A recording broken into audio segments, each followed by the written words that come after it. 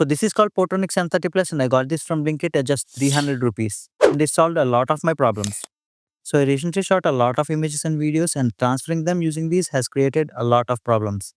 One became old and the other is just not practical.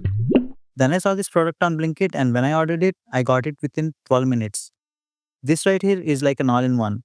You have two gadgets combined together into one. So this is a card reader which can be used to read your microSDs and SD cards all together.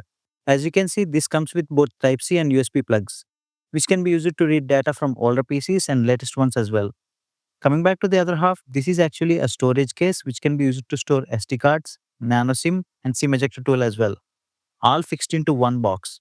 We just need to put these together like this. And I can tell you that this case can be useful for people who travel a lot, especially photographers. This can keep your data secure and easily readable without any hassle, and it is easily pocketable.